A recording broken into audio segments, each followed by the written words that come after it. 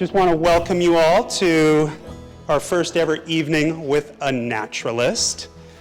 Pretty big stuff.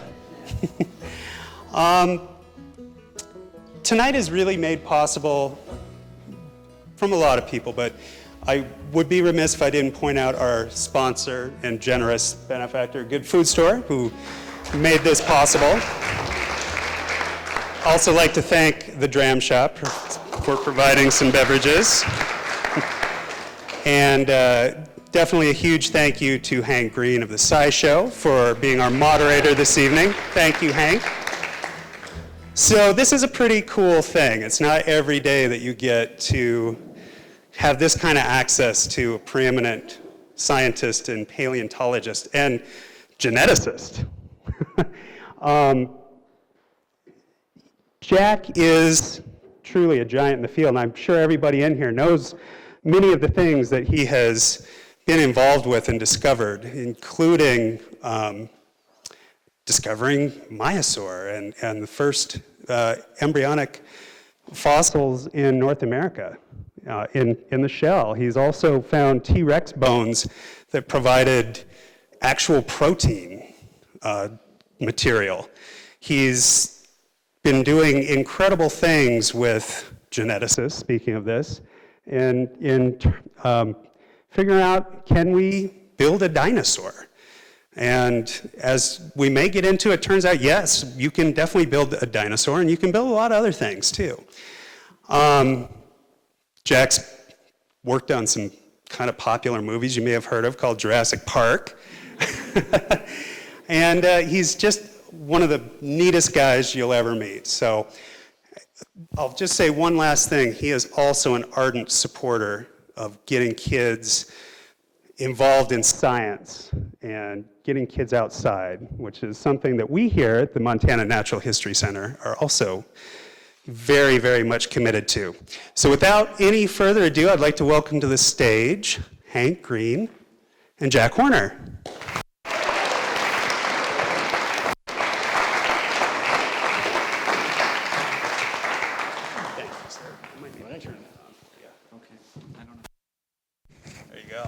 Check, check. Ooh. Hey, everybody. How you doing? Hi, Jack. Hi. How you doing? I'm good. Good. Can I introduce somebody before we start? Sure. I'd like to introduce my university advisor, who is sitting way in the back. Don Winston. Stand up, Don.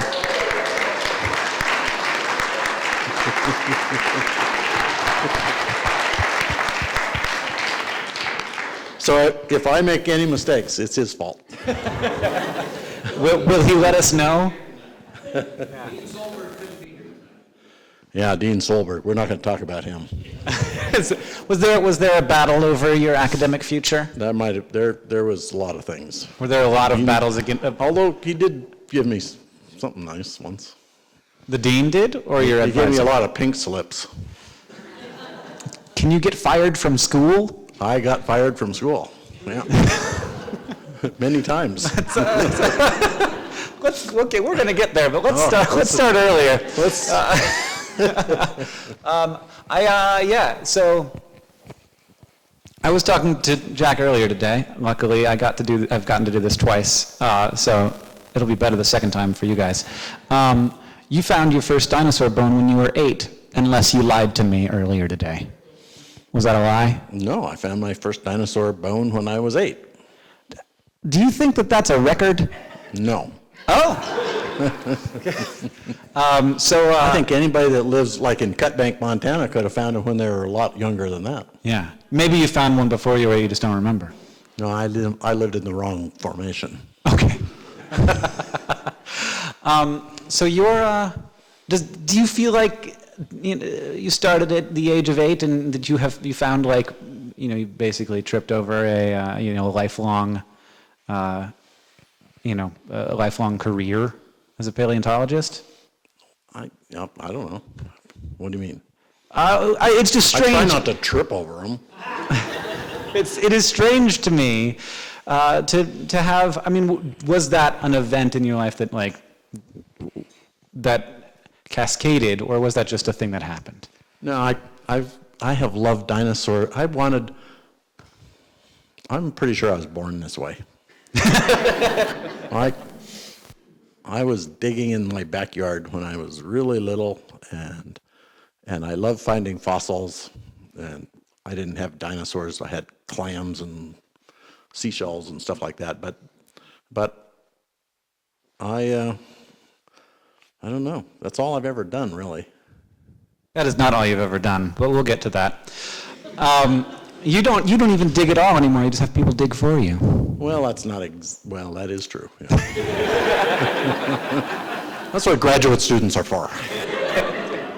You got to get them out there. That's right. So yeah, so how did you? Let's just do it. How did you become a paleontologist? I don't know. Ask Don. He did it. I'm not even sure, really. I mean, I just, I went, I went to school and flunked. First grade, second grade, third grade, fourth grade, fifth grade, sixth grade, seventh grade, eighth grade, ninth grade, 10th grade, 11th grade, and then 12th grade, they said, you really flunked out, but we don't want you here anymore. And so out the door I went, and then... Did they give you a diploma where they're like, you graduate? Here to the University of Montana. Oh, well, I'm glad to see that we have good academic standards. Yeah. How did that happen, though? That's not the whole story. How did you become a student at the University of Montana? Well, first off, in those days, all you had to have was a high school diploma. I don't know if that's still true or not, but all you had to have was a high school diploma and you could come to college. But I had made a science project about dinosaurs, comparing the dinosaurs in Alberta to those in Montana. And I was born and raised in Shelby, which is like 30 miles from the border. And I'd go into Canada, and there was these beautiful skeletons. And then I'd go to Havre, where we had the same formation, and it was just a bunch of crap. And I always thought, how can it be crap in Montana and all these beautiful skeletons right across the border? So I made a science project about that. I didn't really know the answer. Even after the science project, I didn't know the answer, and I didn't know the answer until about 10 years ago when I published it. I'm kind of slow, But you found out. But I did find out. That's fantastic. But it's just geology. Yeah, I know, but I don't really. Honestly, the answer does not interest me. Yeah. It does sort of peripherally, but the fact that you had this, like noticing something is often the most important part of science. Well, it was interesting. It is wonderful to me that you were the one who published the paper on the answer to that question that was your high school science project. That's true. Good thing it wasn't one of my graduate students. That would have been good too. But I made that science project, and then the geology department, back in those days they called it Montana State University. You know that, right? When I entered college here in Missoula, it was called Montana State University. And the other one in Bozeman was called Montana State College. And the year after I was here, they changed all their names, which was a little confusing for us. Because, it was the 60s, and everything was confusing for us. But anyway, I came here and I flunked out. This seems to be a pattern. Pardon? It seems to be a pattern. Yeah. You flunk out of school a lot. Then I flunked, they put me on probation the first quarter. And then I flunked out the second quarter, and they kicked me out. And I got drafted, and I went to the Marine Corps, and I went to Vietnam, and then I came back with my 0.06 grade average. Well, it's not zero. It's better than it could be. Right. I had an A in swimming.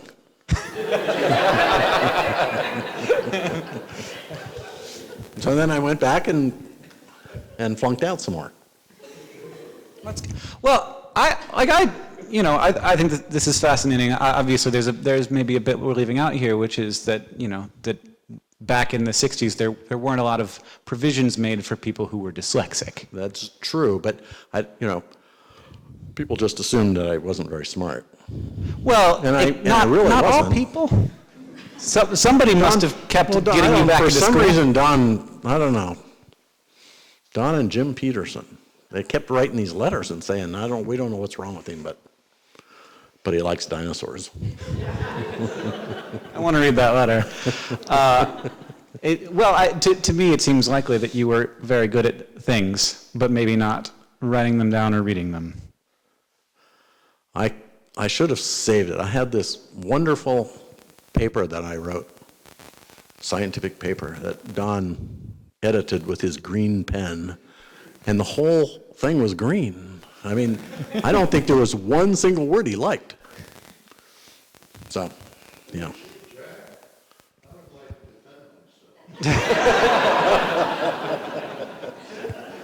Yes? My experience with Jack was in the field and out on the Oregon coast. And Jack had so much scientific insight. He just saw it. And he just knew sort of intuitively what was going on. You look at the animals, you look at the clams and the pilings and all this stuff, and Jack just knew. And then you come back and you try to give us this. It was as if he never did. It's true.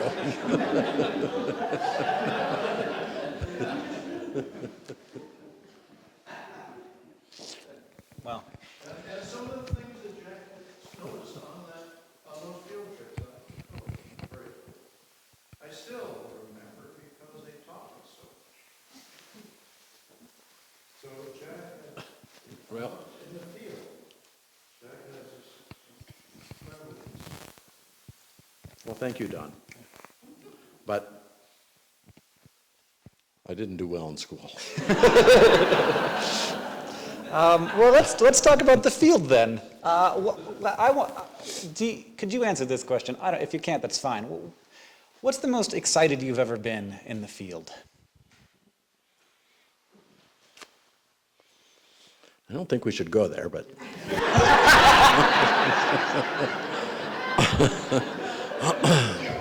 You mean with dinosaurs? Correct.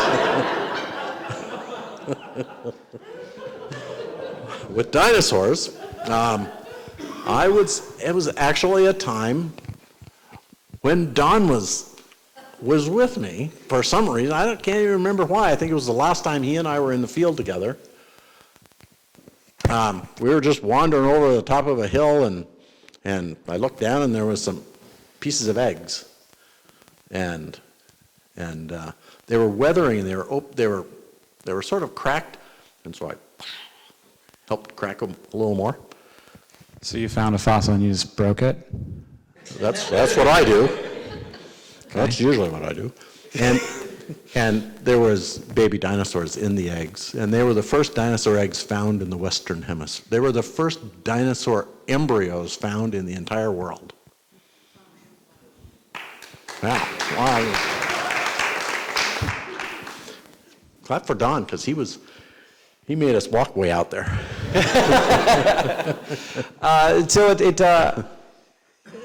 Were they the first dinosaur embryos found in the Western Hemisphere because In the whole world. in the whole world because no one else was thinking to crack them open when they found them? That was always the problem. Dinosaur eggs had been found in the 1800s, and the year before, I had gone around to some of those museums and asked them if I could crack their eggs open, and everybody's just like, you can't break an egg open. But how many, you had eggs before, right? You crack them open, right? Who ever heard of an egg you don't crack open? What do you save it for? It just doesn't make any even sense, the egg is a package, and the good stuff is always inside. So all these museums had all these eggs that they had not opened, and they wouldn't even, they wouldn't let me bust them open. And so I had to wait till I had my own eggs to bust them open. And were those the first eggs you busted open? No. Oh, you I had going around the country just breaking dinosaur No, eggs. I only broke the eggs that we found. Okay. The other people wouldn't let me. You just like run into the museum and throw them on the ground? You know, glue is cheap. You know, if there's nothing in it, you just glue it back together again, and it looks just the same. No, absolutely.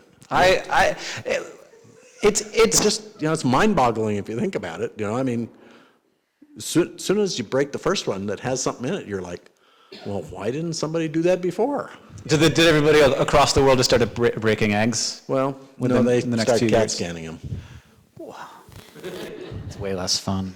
It is way less fun. And so, Because as soon as you see one with the CAT scanner, you still have to break it open. well, at least you know it's there before you break it. Yeah, but so what? I mean, you know, I break a lot of things open. I believe And you. we find some really cool stuff. What else have you broken open and found something inside of? Well, we broke open a T-Rex bone one time, and Right, my yeah. student Mary Schweitzer found proteins and Blood cells.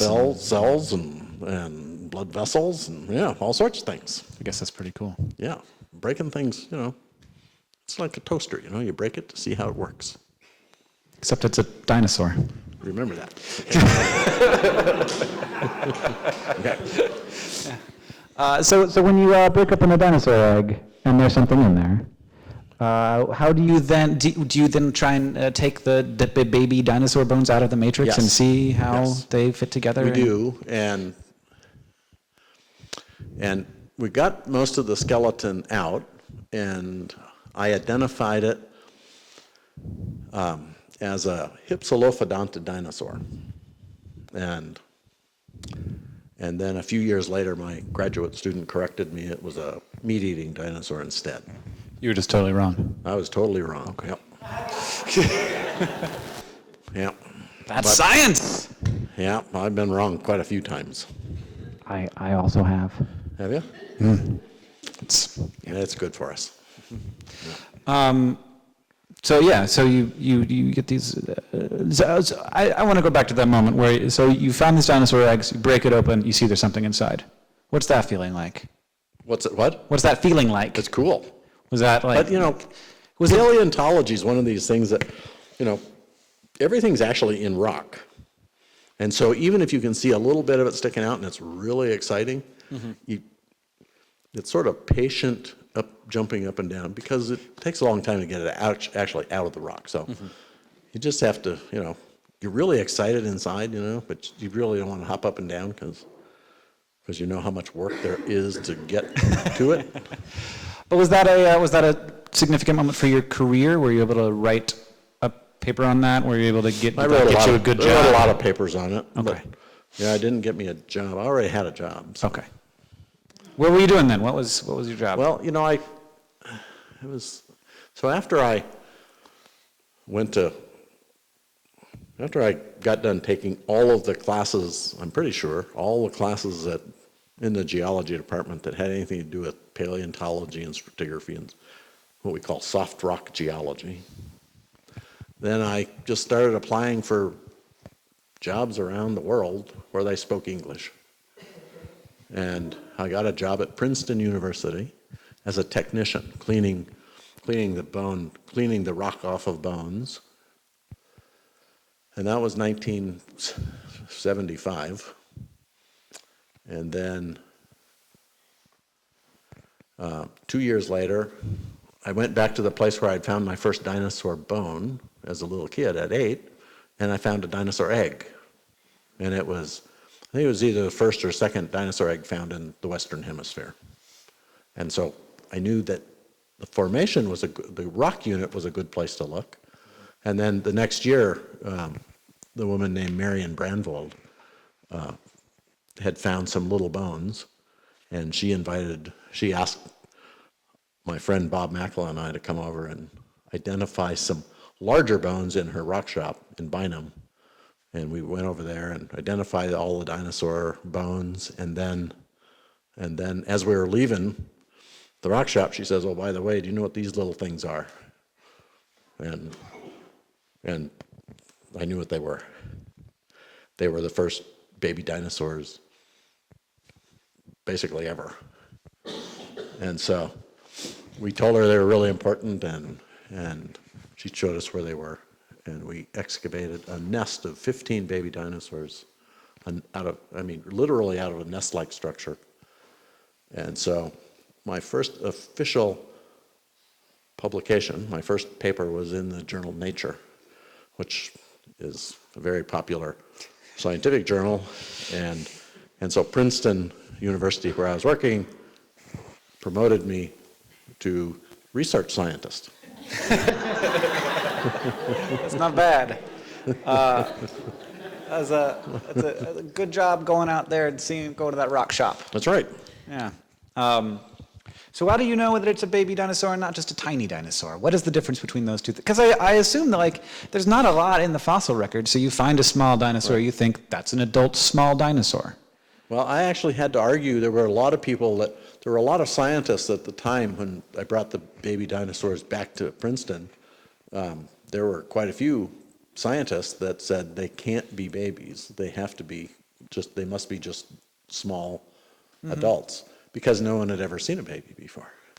Well, but we know that they're not born full size. That's right. So it's not like, well, there are no baby dinosaurs. That's ridiculous.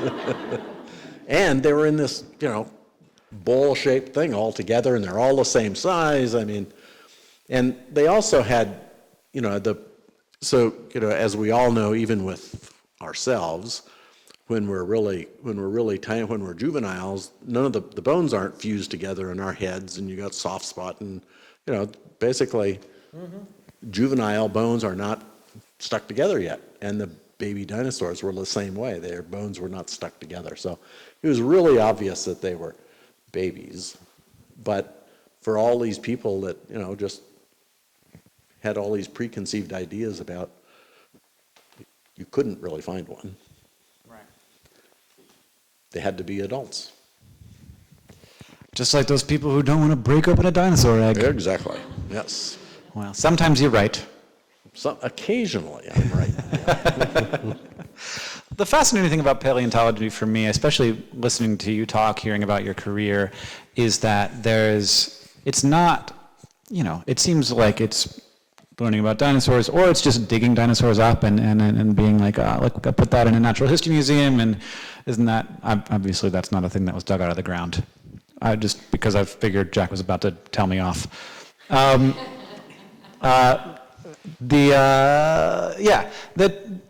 It can be just that. It can be just discovery and field work. But following your career, looking at what you've done, it's really it's the study of all biology that we can do with what we have access to. So we have access to the fossil record. We have access to some climate geological data. And then you try and figure out ecology. You try and figure out developmental biology. You try and figure out how these animals hunted, how they the ecosystem of that time. And it becomes the wonderful thing about it is it becomes just biology but different. And so you have to be all disciplines all at once, which it seems to me that would be something that you are super into as a human. You would seem very curious. I'm very curious. That is true. That's why I break things open. Yeah. Especially when you're allowed to. I'm glad that there was nobody to tell you couldn't do that. I'm very happy there was as well, but I probably would have still done it.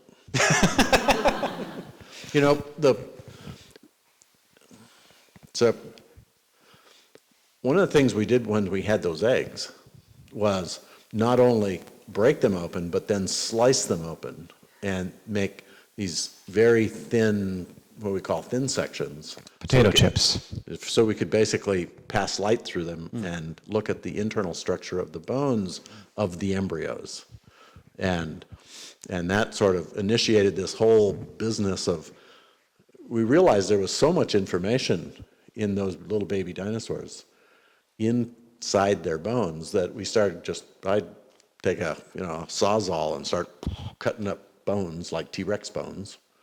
And we discovered, things that people had never known about dinosaurs, like how fast they grew and their metabolism. That's how we really figured out warm-bloodedness in dinosaurs and how old they were when they died. I mean, it was really cool stuff. But to do that, you don't just cut open a bone and look at it.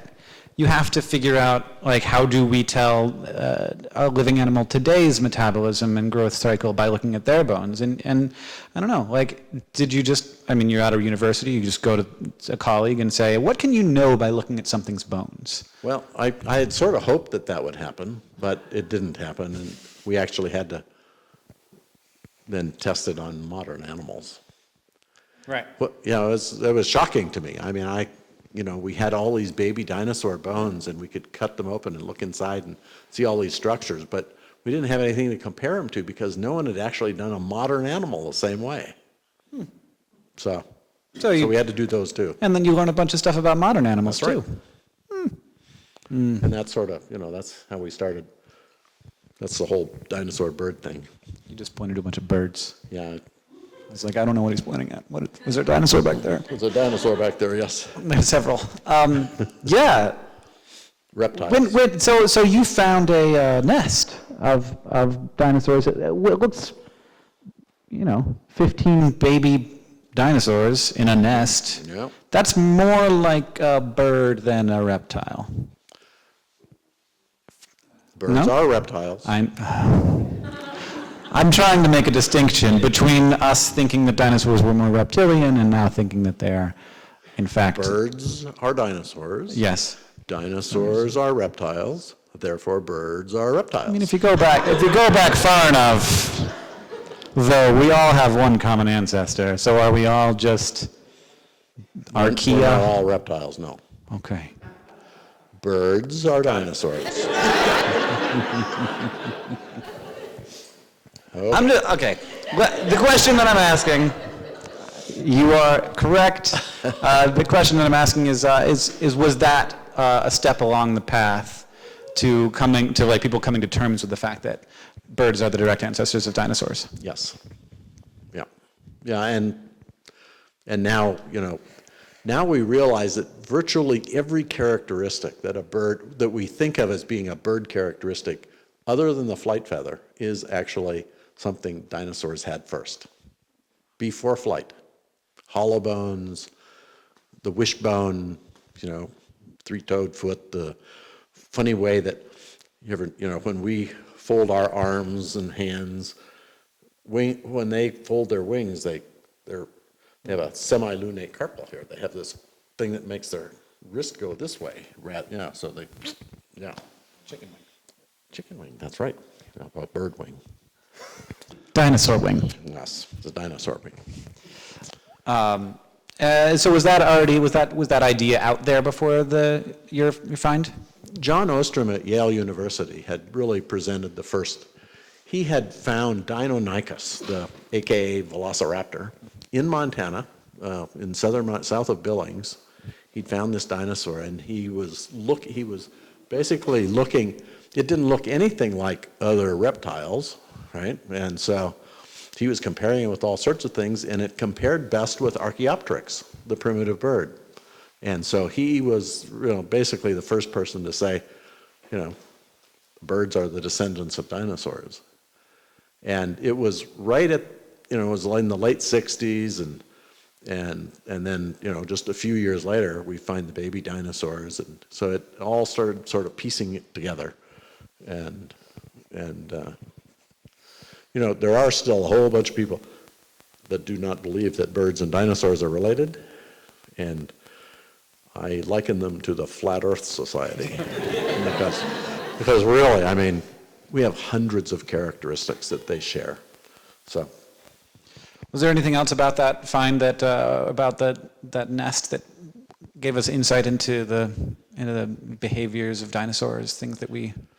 Well, we know, we could look at their leg structures and see that they couldn't walk, and so and we know how big they were when they hatched out of their egg, and we know how big they were When they died. in the nesting ground. That we found some larger individuals, so we could see that they more than doubled in size while they were in their nest bound, which suggests that, I mean, somebody had to bring food to them.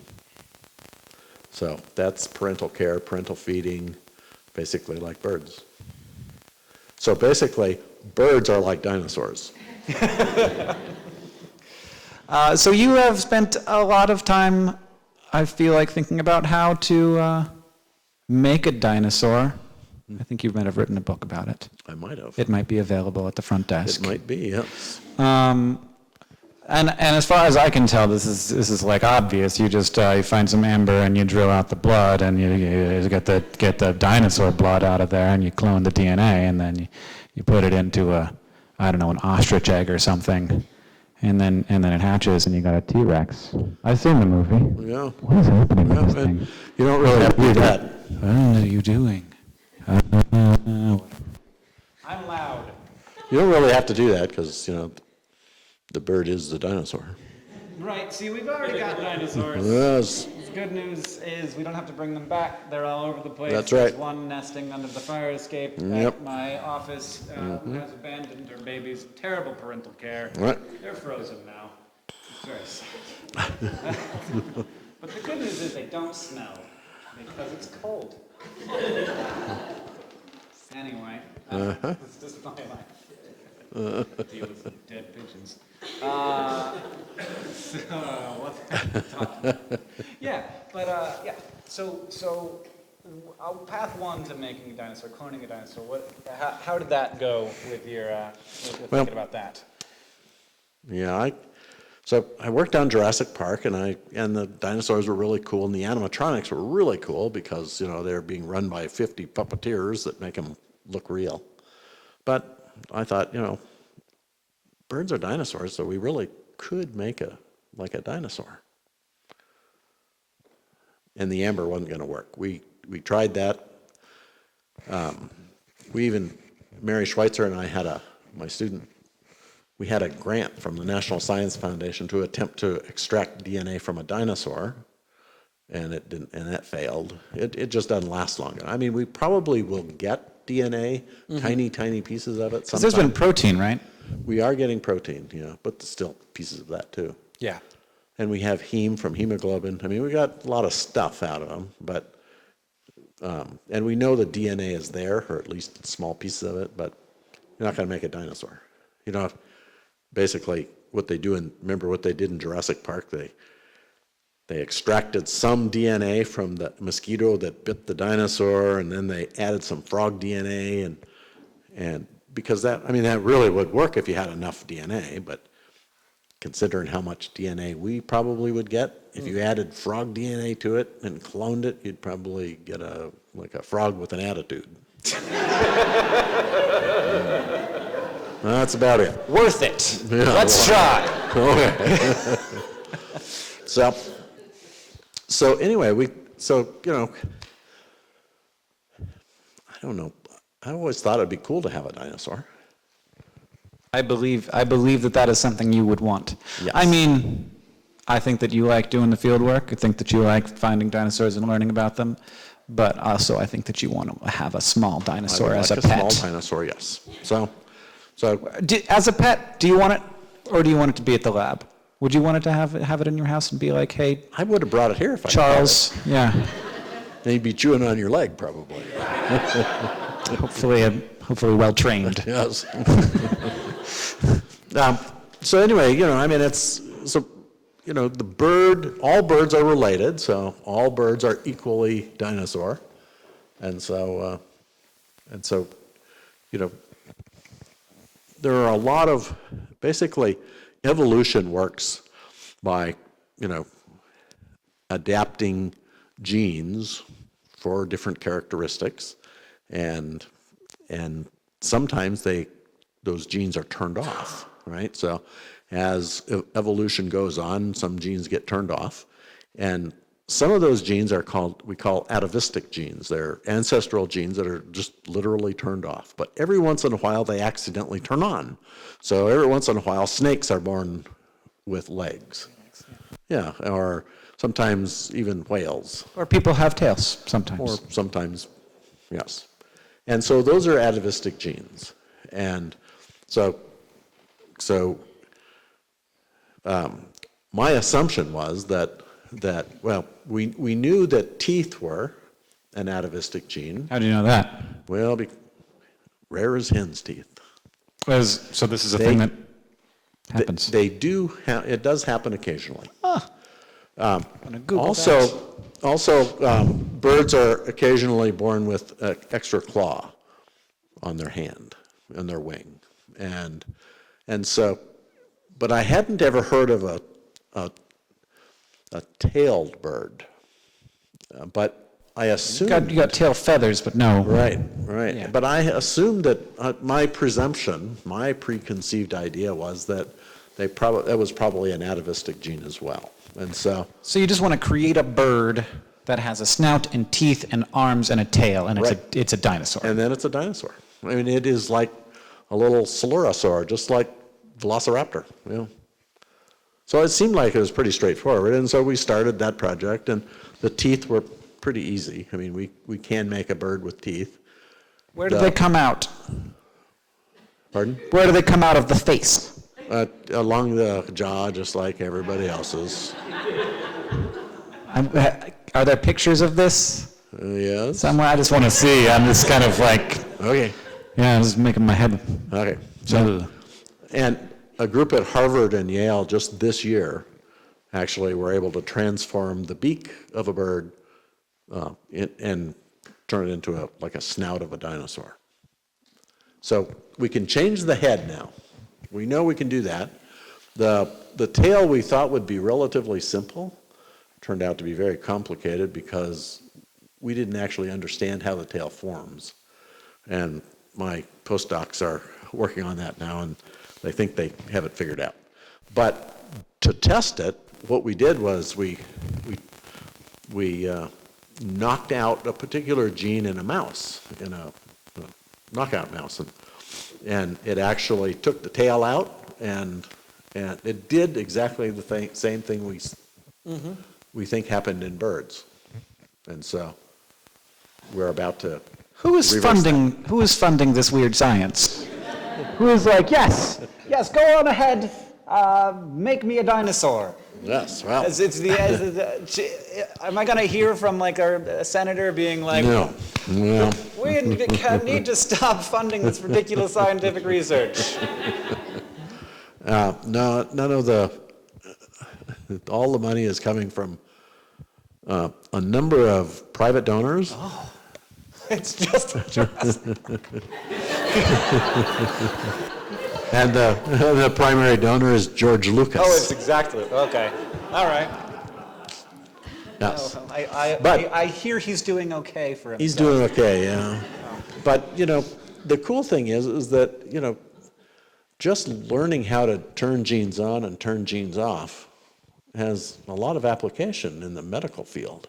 So it's not like it's, a waste of time. And you just said that you didn't know, you tried to make a tail happen, and then it Right. turns out you didn't know how the tail formed, and that's you right. probably gained a bunch of insight into We that did, part of developmental biology. Yeah, and we also learned a lot about teeth. I bet. Yes. I have no idea how long I'm supposed to go, nor do I have a clock. I have lots of questions. We could keep talking forever, but eventually I want you people to be able to ask some questions. Anybody? Boss man over there? What? I think we're all pretty captivated, so we can go for a little bit. Should we do a dance for you? Are we supposed to go until 8:30? I believe we're supposed to. Is that what we told the people? I think we can go until about 8:15 and entertain some questions. Okay, that sounds great. So you're gonna make a dinosaur. I hope so, yeah. I mean, yeah, Should we be afraid? no. Okay. And I'm not. I trust you. There's this whole Jurassic Park thing, right? Where the dinosaurs, people go to the park and the dinosaurs, will eat through a building to get to eat a person, right? And we all know we can actually go to the Serengeti and be safe as long as we keep our windows rolled up. You heard about that lady, right, that rolled her window down? Yeah. Wasn't good. But As long as you keep your windows rolled up, you're okay. I mean, that's bigger than a tiger. You don't want to make one of those, though. Do you though get? I mean, maybe you He do. was a scavenger. That's what. You don't know that for sure, though, can you? Well, okay, so if you look at all of the meat-eating dinosaurs, right, they have blade-shaped teeth. They have what we call laterally compressed teeth, except for T-Rex that has these big round teeth. Yeah. And we have a whole bunch of bones of Triceratops. I mean, pelvic bones and these bones that would be deep inside of an animal that have bite marks in them. And, predatory animals do not tear a carcass apart. Scavengers do that. And so he's got bone-crushing teeth, and we find these bite marks in, the pelvis of Triceratops, plus the fact that he's got this huge olfactory lobe. Now, I don't know how many of you know about olfactory lobes, but it's for the sense of smell. And if you go and CAT scan like a bloodhound, they don't have a very large olfactory lobe, but they got these huge olfactory septa in their nose. That's why they got these big giant noses. And they could sniff this room and tell you were here. Yes, tomorrow they could tell you were here. But they can't smell things in a distance. And turkey vultures can smell a long distance, and they have a large olfactory. That guy has a large olfactory. And the brain, so if you just do a proportion between the brain and the olfactory lobe, T-Rex is bigger than a turkey vulture, and a turkey vulture can smell a carcass for 20 miles. And you don't want to have to smell your food 20 miles away if it's going to go anywhere, right? I feel you. Yeah. So he's got bone-crushing teeth, good olfactory. People have done biomechanics on them. They can't run. They could walk. And they're big, so.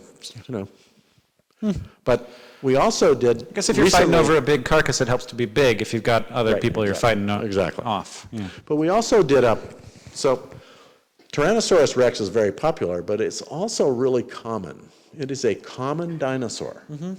And, top predators are not common. So, the predator-prey ratio, if you're looking at cheetahs, is, there's not very many cheetahs. But hyenas, there's lots of those because they are opportunists. They are scavengers. They take sick things and, whatever. And so you can add up the number of lions and cheetahs and leopards, and that number is still not going to be as high as hyenas.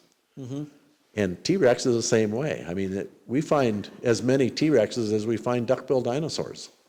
They're all over the place. And so they're definitely doing something different than the velociraptors are. Fascinating. That's super cool. I have one more question for you, which is, what are you excited about right now?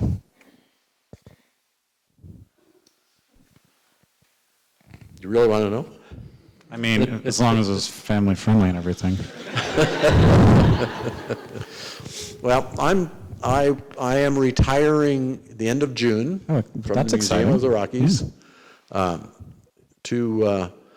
to work with a group of university presidents to attempt to change the rules and flatten the field for dyslexic kids going into college. So that's what I'm excited about. That is exciting. It is. Awesome. And hopefully other people have questions. He has a question. It was fast. Oh, Bert. Did I make a mistake? Do you know this guy? You did. I have observed science from its infancy to its maturity. And every summer, as a newspaper reporter, I would track this guy down. And my observation were he would always be on the prairie somewhere, and there'd be a bunch of teepees because they figured out pretty quick that all these beautiful backpacking tents ended up 3 miles to the east from the wind, but the teepees stayed forever. Well, there was always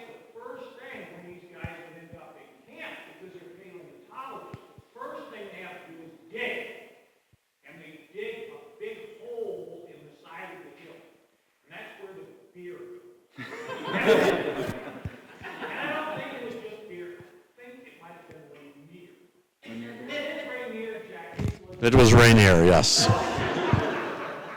We have a sponsor? Is that? So my observation, and I'm sure the National Science Foundation would be thrilled to learn this, is that as Jack became better funded, this hole became much larger. And it got more and more regular to dig up a dinosaur as he got bigger grants. This is true. That is not true. Well, if there's more people coming out, you got more graduate students, where that money is going to fund Actually, the support of those people. The real story is actually pretty cool. When I was at Princeton, because when we found the baby dinosaurs, I was a technician, I had no way of getting funding for my field season the year after that. And so I wrote to the Rainier Brewing Company and I said, I drink a lot of beer, could you give me $10,000 and be a sponsor? And they said yes. and Princeton University said no. And so the Rainier Brewing Company says, well, if they're, so Princeton actually gave me $10,000, and the Rainier Brewing Company promised that day that they would give us 100 cases of beer every summer for 10 years. So yes, we had Rainier. Why did I keep bringing it every summer? I'm never drinking anything else. They've won me over. How did birds survive the big extinction of the dinosaurs? How did birds? Yeah, or the things that would eventually become birds. Well, they were birds already. I mean, they were pretty good birds by 65 million years ago, and we have absolutely no idea. That's a really good question. Everything else went extinct. Well, a lot of other things went extinct, and there were some birds that went extinct as well. Most of the toothed birds, but the flying birds, I don't know. They went and hid somewhere. The cave of the flying birds. Nobody knows. You said that the T-Rex was not the deadliest, but the most common. What do you think is the deadliest? The most deadliest? The deadliest dinosaur? Well, Velociraptor was like that tall. I mean, a real Velociraptor is not like in Jurassic Park. They're just tiny little things, and they have recurved claws. I mean, they're basically like a big giant eagle with arms and teeth. I mean, and they hunted in packs. So, and we were talking about this earlier today with a bird. We had a hawk we were looking at, and birds, when they take their prey, a lion or a tiger will kill you before they eat you. They'll kill you and they'll sit there and wait to make sure you're dead. But a bird just knocks their prey down, stands on them, and eats them alive. And we think that behavior actually came from velociraptors. We think they just scaled their prey and started eating. When you say scaled, Just climbed right up and started eating. Yeah, and in a pack. just in a group bunch of them too. A bunch of them. Yeah. It's like the little geese all over your. Yeah. It seems to me we're going to develop a dinosaur, whatever. But will they do well in this current climate? Or will they be housed in an oxygen-enriched? No, they'll be fine. And then they'll be domestic animals. Yeah. We take care of all of our domestic, all of our GMOs, we take really good care of. They'll be fine.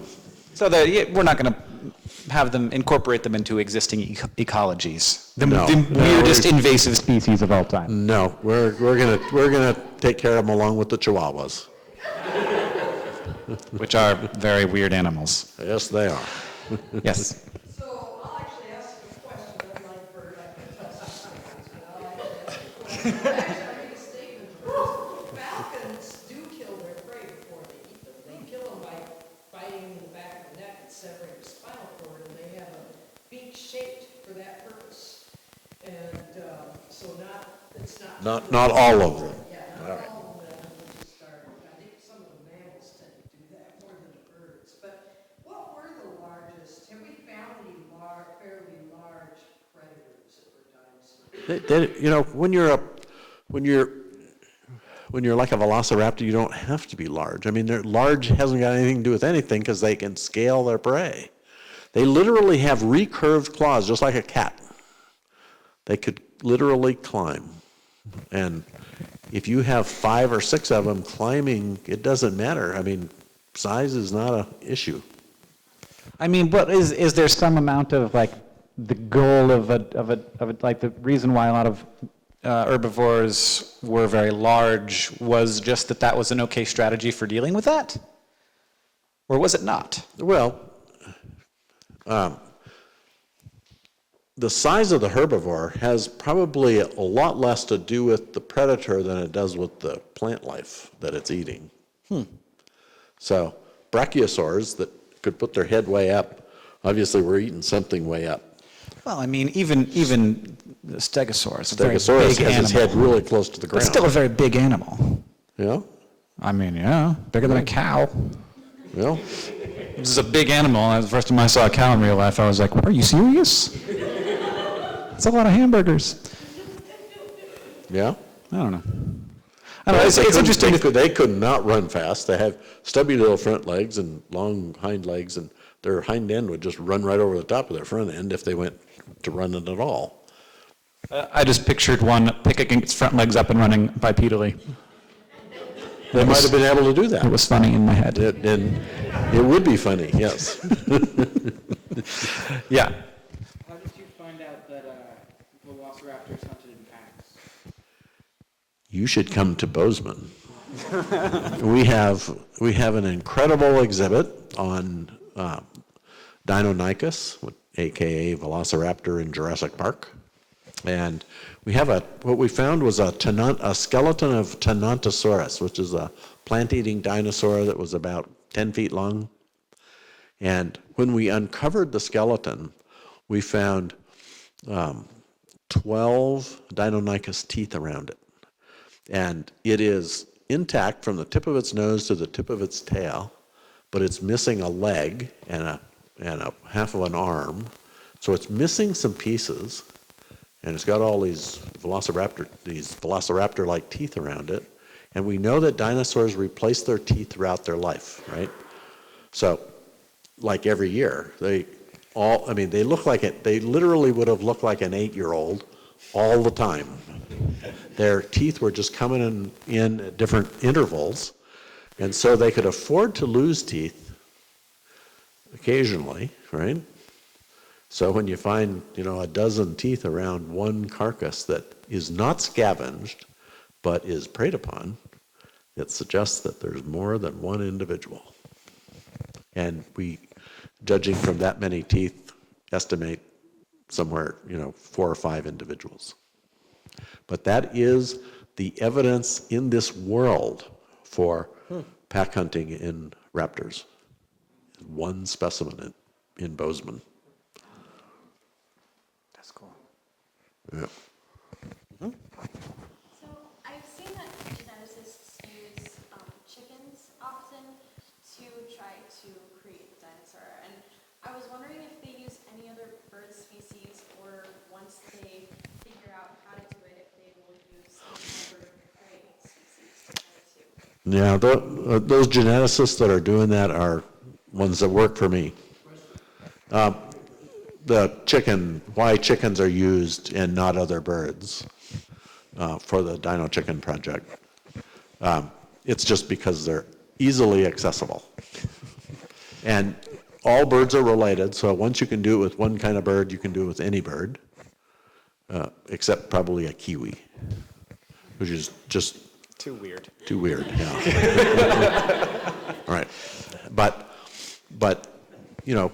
we have to, in order to do this project, we have to have a lot of viable eggs that have embryos in them. And, chicken eggs you can get them, and they're relatively cheap. I mean, they're still like $5 a piece, and we have to go through a lot of them. So an ostrich egg would be really expensive. And a raptor egg would be impossible. Illegal, yeah. Yeah. That's a funny thought. But also chickens, two other reasons. They seem very nice and less likely to kill you. And I feel like people are going to get less angry with you because we're so used to eating them anyway. Yeah, that's probably true. If you do scientific research on chickens, people will be like, free the chickens. And it's like, well, have you been to McDonald's? That's true, yes. Anything else? Anyway, you had your hand up for just a second there, but now you've decided not to. It's fine. We all, flip-flopper.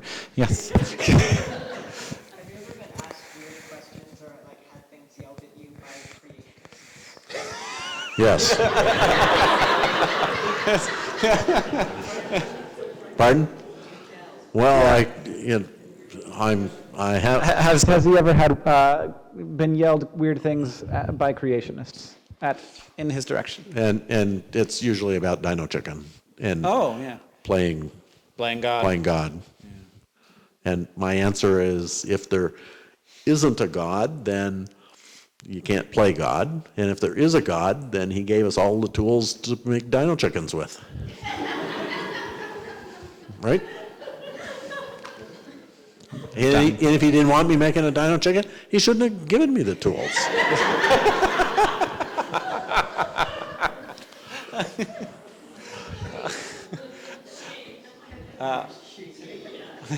She, yeah.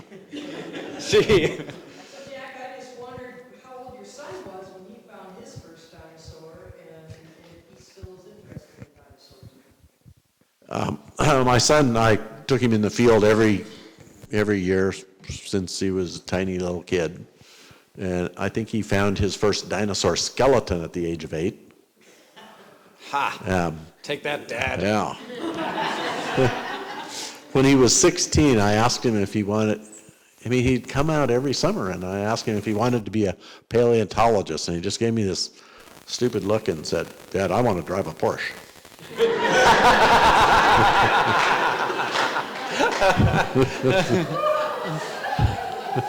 He's a builder in New Jersey. What does he drive? If he didn't have 4 kids, he could probably have a Porsche. That is true of everyone with 4 kids. You gotta get one or the other. All right. Any last questions before I close this out? Yes. Back to if you did create a dinosaur and they. What do you mean, when I created dinosaurs? And they were here, wasn't back then a lot warmer than now?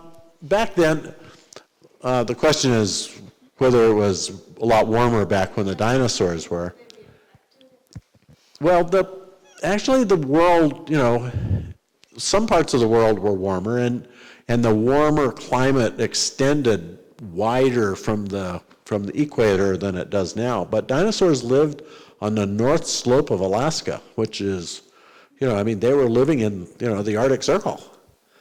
So some dinosaurs liked warmer climates, and some of them liked colder climates. So, they're kind of like animals now. They were literally all over the world. Dinosaurs lived on every continent, including Antarctica. But when they lived on Antarctica, there were palm trees there. It's changed a little. Are there digs in Antarctica? There are digs in Antarctica, yes. That sounds awful. It does. I wouldn't go there. And they found palm trees and dinosaurs. Yes. They must have found those palm frond pressings and been like, ugh. Imagine. Yeah. Anyway, there was another hand that popped up in the back over there. It was Tom.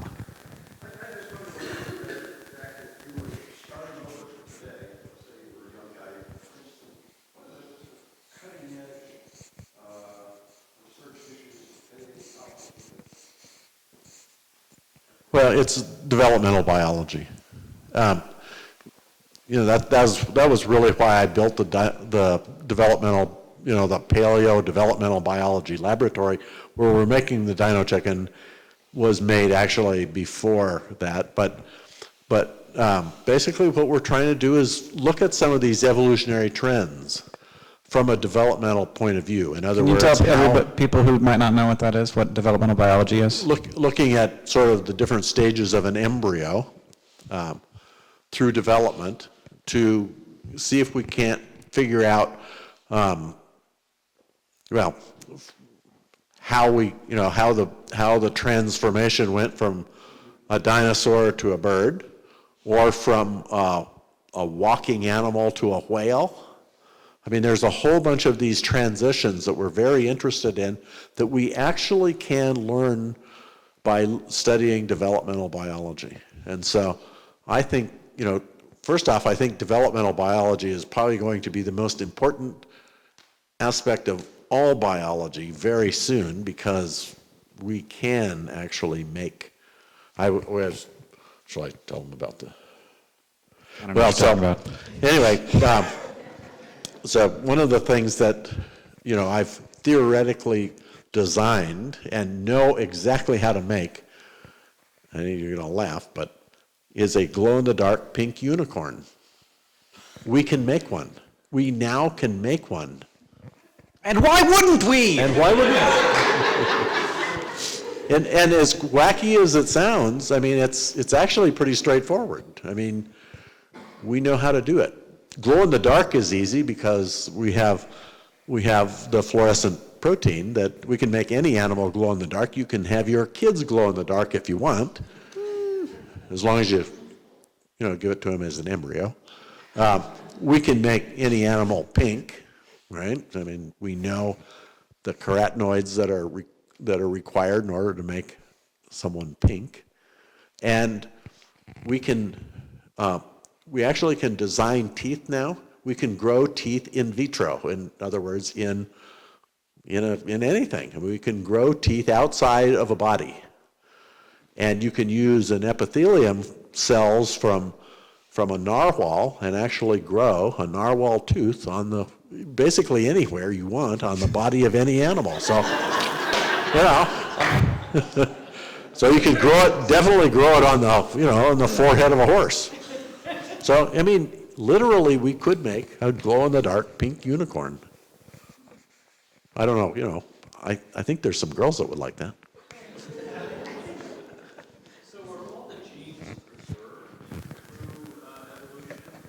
No. Yeah, so how do you know when you look for which genes have been preserved from?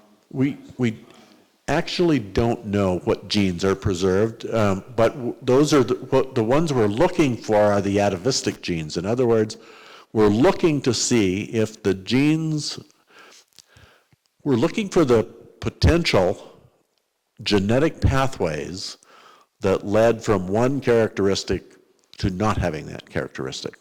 And we think those genes are just turned off. And that we know that's true for teeth, and we know it's true for the snout. We've got both of those. And we also know that it's true for the arm and hands, and we know how to do that. We just haven't done it yet. But the tail, we thought was an atavistic gene, but it turned out it isn't. It's not, well, it's not as simple as we thought it was. It could still be there, and it might be a series of genes that we just need to find the order of. Size gene. Well, size is, we see dwarfism happen very quickly. From an evolution, so you can breed size, right? So size is a relatively easy thing to do, changing, going small or going big. But, once we can do it with chicken, we can do it with an ostrich, and that makes a pretty good size animal. But beyond that, I'd just say you probably shouldn't. I mean, there comes a point when,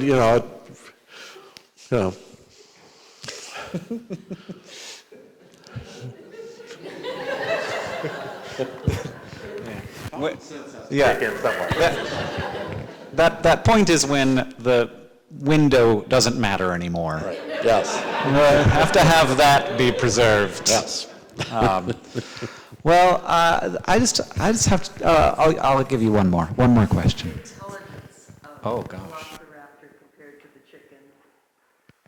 I don't really want to get too much into the whole intelligence thing, but I will say one thing that is really important, and it's just something that us mammals, we're so mammal-centric, we think the brain should all be in the head, and we know that there's an enlarged ganglion in the pelvis of all dinosaurs, and it's huge. It's bigger than the brain of the cranial brain. So if it's even just running the motor, if it's only just doing arms and legs and whatever, it is still, the brain-to-body ratio of a dinosaur is still a lot higher than, I mean, it's equivalent to most mammals. So they're a lot smarter than people thought they were. Dude, this is new information for me. Do birds have butt brains? Yes, they do. Really? Yeah. Oh man, I gotta get me a bird, cut it open. Yeah. Oh wow. This has been really fun and fascinating. You are great. You are all great. The Montana Natural History Center is, of course, very great. Thank you, audience.